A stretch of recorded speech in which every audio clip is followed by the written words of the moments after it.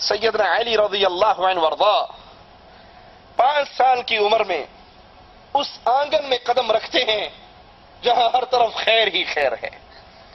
خوش نصیبی سیدنا علی کی، ان کی تربیت کرنے والے امام الانبیاء محمد الرسول اللہ صلی اللہ علیہ وسلم، جن کی تربیت کا انداز، جن کے سمجھانے کا انداز.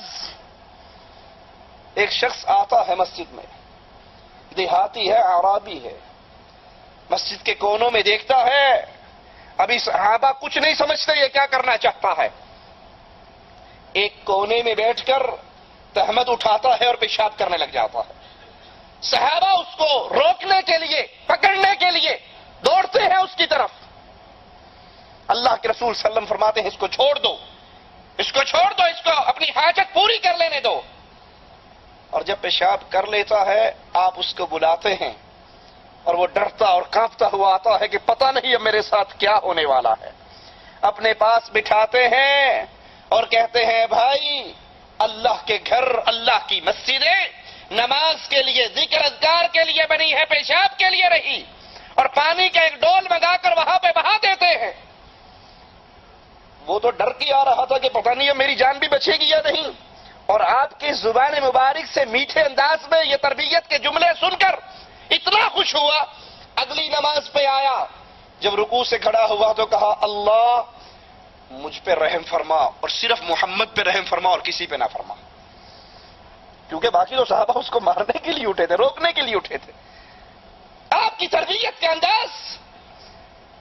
حضرت معاویہ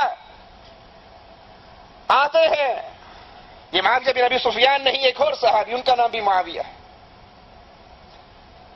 مسلمان ہوتے ہیں، اپنے واپس لوٹ جاتے ہیں جہاں وہ بکریاں چرایا کرتے تھے، ریگستان میں رہا کرتے تھے، دیہات میں رہا کرتے تھے.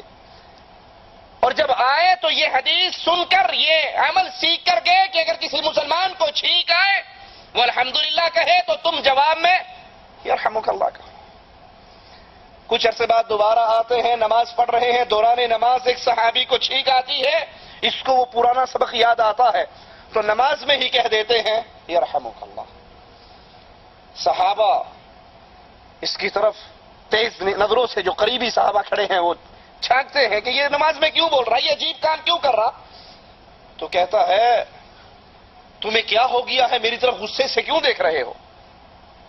تو وہ زور سے اپنے ہاتھ اپنے رانوں پہ مارتے ہیں، اشارہ کرواتے ہیں کہ یہ خاموش ہو جائے. سلام پھیرتے ہیں، نبی پوچھتے ہیں یہ کون بول رہا تھا. اب یہ صحابی ڈر رہے ہیں کہ پتہ نہیں میرے ساتھ کیا ہونے والا ہے. اللہ کے حبیب علیہ الصلوۃ والسلام کے سامنے بٹھایا جاتا ہے اور آپ پیار اور محبت سے تربیت کرتے ہوئے کہتے ہیں کہ نماز خالق کی، مخلوق کی خالق کے سامنے حاضری ہے، اس میں اللہ کا ذکر کیا جاتا ہے، لوگوں سے باتیں نہیں کی جاتی. کہتے ہیں میں نے نہ نبی سے پہلے اور نہ نبی کے بعد اتنی اچھی تربیت کرنے والا کوئی معلم نہیں دیکھا. وہ عظیم ہستی سیدنا علی کی تربیت کرتی ہے رضی اللہ عنہ وارضا. اور عورتوں میں عظیم ترین عورت سیدہ خدیجہ رضی اللہ تعالی عنہا سیدنا علی رضی اللہ عنہ وارضا کی تربیت کرتی ہیں. اور اس مثالی خاتون کی تربیت نبی کا سایہ حضرت علی رضی اللہ عنہ وارضا کو علم کا سمندر بنا دیتا ہے. لڑکپن میں ہی لکھنے پڑھنے کا ہنر سیکھ لیتے ہیں جہاں لکھنا پڑھنا چند افراد کو ہی آتا ہے. رسول کریم صلی اللہ علیہ وسلم مسلمانوں کو اجازت دیتے ہیں مدینے کی طرف ہجرت کر جائیں. ادھر کفار اللہ کے نبی علیہ الصلوۃ والسلام کا گھر کا گھیراؤ کرتے ہیں. اللہ کے نبی علیہ الصلوۃ والسلام کو مالک بتا دیتا ہے. آپ اللہ کی مدد سے اپنے گھر سے نکلتے ہیں، بستر پہ علی کو سلا کر جاتے ہیں اور کہتے ہیں یہ امانتیں ہیں لوگوں کی، صبح اٹھنا، لوگوں کی امانتیں واپس کر دینا اور پھر تم بھی ہجرت مدینے کی طرف کرانا.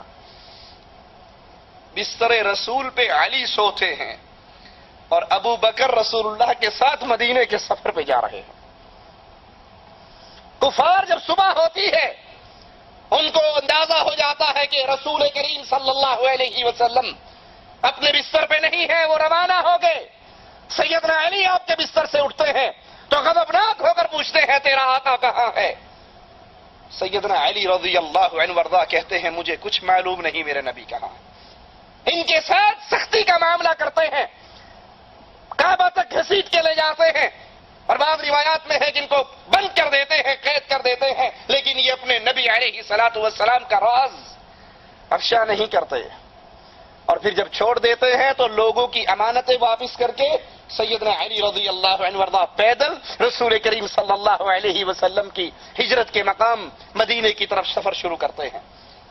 اور اللہ کے رسول علیہ الصلوۃ والسلام ابھی مدینہ سے پہلے قباء کی وادی کے اندر رکے ہوئے ہیں، اور یہاں پہ حضرت علی پہنچتے ہیں، پاؤں میں آپ کے چھالے پڑے ہوئے ہیں، لیکن سفر کی ساری تھکاوٹیں جناب رسول کریم صلی اللہ علیہ وسلم کے چہرے کی زیارت کر کے دور ہو جاتی ہے. وہ سیدنا علی رضی اللہ عنہ وارضا جو رسول کریم صلی اللہ علیہ وسلم کے قریبی ترین ساتھیوں کے اندر، ان کی قربت کا کیا کہنا، ان کی قسمت کی بلندی کا کیا کہنا. آقا علیہ السلام جب مدینے میں پہنچے تو انصار اور مہاجروں کے درمیان بھائی چارہ کیا، فلاں فلاں کا بھائی ہے، فلاں فلاں کا بھائی ہے. اور آقا علیہ الصلوۃ والسلام نے اس بھائی چارے کے لیے اپنے لیے سیدنا علی کو چنا اور کہا میرا بھائی علی ہے، اپنا بھائی علی کو بنایا. ہجرت کے دوسرے سال اپنی پیاری لخت جگر اپنی بیٹی فاطمہ رضی اللہ تعالی عنہا کا نکاح رسول کریم صلی اللہ علیہ وسلم نے حضرت علی سے کر دیا. وہ فاطمہ جس کے ساتھ آقا کو اتنا پیار تھا، جب فاطمہ آتی اللہ کے رسول صلی اللہ علیہ وسلم کھڑے ہو جاتے، آگے بڑھتے، آپ کے ماتھے کو چومتے، اپنی جگہ پہ اسے بٹھاتے، آپ کے فاطمہ کے ہاتھ پہ بوسہ دیتے. ان کا نکاح رسول پاک علیہ الصلوۃ والسلام حضرت علی رضی اللہ عنہ وارضا سے کرتے ہیں، اور رخصتی کرنے کے بعد گھر جاتے ہیں، اجازت مانگتے ہیں، اندر داخل ہوتے ہیں، ایک برتن میں پانی منگاتے ہیں، اور پھر پانی فاطمہ علی دونوں پہ چھڑکاتے ہیں اور کہتے ہیں فاطمہ میں نے اپنے خاندان کے سب سے بہترین، ایک عظیم ترین اور ایک بہترین انسان سے تیری شادی کی ہے، اپنے خاندان کے ایک بہترین انسان سے میں نے تیری شادی کی ہے. ایک دن رسول کریم صلی اللہ علیہ وسلم اپنی بیٹی فاطمہ کے گھر میں آتے ہیں، سیدنا علی کو گھر میں نہیں پاتے، پوچھتے ہیں علی کہاں گئے؟ فاطمہ کہتی ہیں یا رسول اللہ صلی اللہ علیہ وسلم میرا ان سے کسی مسئلے پہ جھگڑا ہو گیا، وہ ناراض ہو کے گھر سے باہر چلے گئے ہیں. اللہ کے حبیب علیہ الصلوۃ والسلام گھر سے باہر آتے ہیں، سیدنا علی کو تلاش کرتے ہیں، مسجد میں سوئے ہوئے ملتے ہیں، پہلو سے چادر ہٹی ہوئی ہے اور مٹی وہاں پہ لگی ہوئی، تو اللہ کے حبیب علیہ الصلوۃ والسلام پیار سے ان کو اٹھاتے ہیں، کہتے ہیں قم یا ابا تراب، اے ابو تراب، اے مٹی والے کھڑے ہو جاؤ. سیدنا علی کو یہ کنیت اتنی پیاری لگتی ہے کہ پھر جو ان کو اس ابو تراب کی کنیت سے پکارتا تو سیدنا علی زیادہ خوش ہوا کرتے تھے.